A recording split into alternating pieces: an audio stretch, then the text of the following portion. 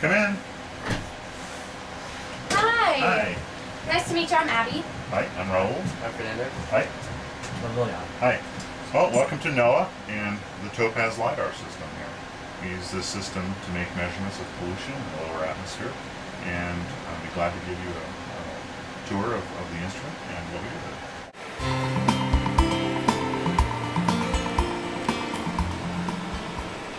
So, Raul, what do you use lasers for?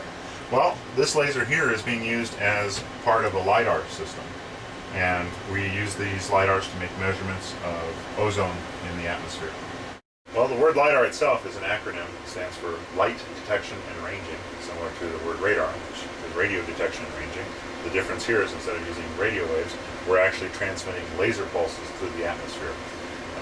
We basically send the laser pulses out through the hole in the roof here. As they travel through the atmosphere, they interact with particles, either dust or clouds. In the case of this laser, it's actually interacting with the molecules of the air itself.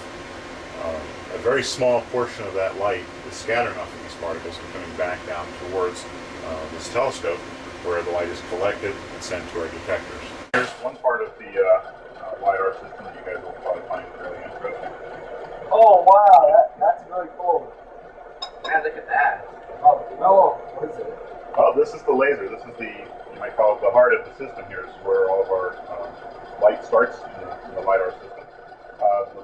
The box on this side over here, still covered, is a laser generating green light, you guys can see.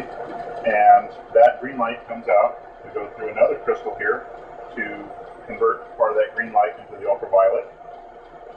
Part of that light, or the remaining ultraviolet, created here is going on into the remainder of these objects and ultimately pumping the crystal underneath here, which you can kind of see glowing with a slight purple color.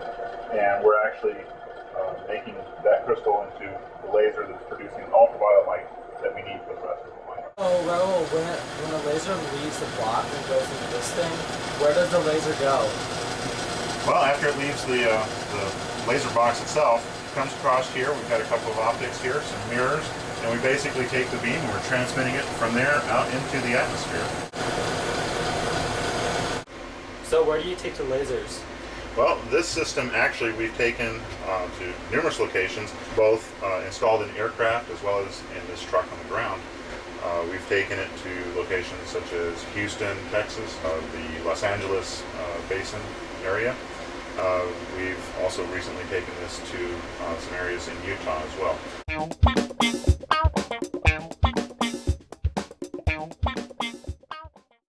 So what do you use these lasers in the field for? Well, this system, since it's measuring pollution, we're actually using this to make measurements of ozone pollution in the lower atmosphere, where it interacts with people, plants, even materials. We're looking at ozone, which, as I said, is pollution. It's formed in areas where you have oxides of nitrogen that have been given off by vehicles and power plants, things of that sort. Organic compounds that get released into the air, both from natural sources as well as man-made sources.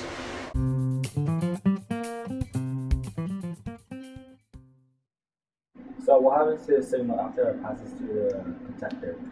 Well, the little bit of light that we've collected coming back from the atmosphere hits the detectors. It's converted from a light signal into an electrical signal.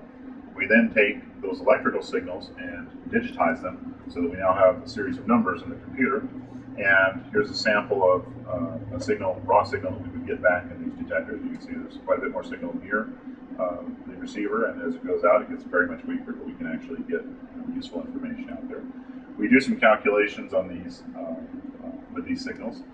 Then that allows us to determine a profile of the particulates in the air, as well as distribution or concentration of ozone over several kilometers that the light path has gone through the atmosphere. Well, I can also show you a little bit more of our final output back at the office. Okay, sounds good. Let's go. All right.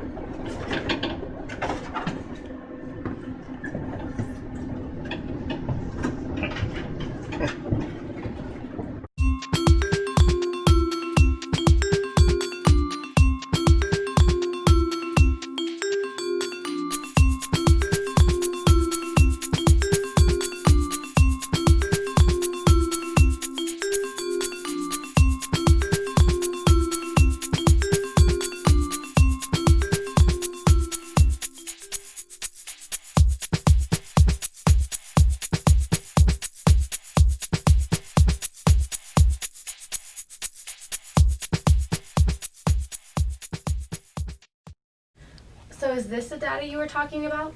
Here's some samples of the data taken with that system. The LiDAR that we were looking at earlier today is called TOPAZ, and that's an acronym that we made out of Tunable Optical Profiler for Aerosols and Ozone. We know that you use the light to measure the atmosphere, but how does it work? Well, LiDAR systems basically use light going through the atmosphere to make measurements of the atmosphere. This can happen in a variety of different ways, as different wavelengths of light ranging from infrared through ultraviolet, as they go through the atmosphere, different wavelengths will interact differently with different parts or components of the atmosphere. This could be anything from particles of dust, droplets or crystals in clouds, and in some cases the molecules that are in the atmosphere itself. As the light goes through the atmosphere, in particular we're using laser pulses, in general there's a certain amount of that light that is scattered off of the particles in the atmosphere. If we collect a small portion of that light, we can look at how it's changed or changed as a function of distance as it's going through the atmosphere, and that will allow us to determine various properties of the atmosphere. What is your favorite thing about your job?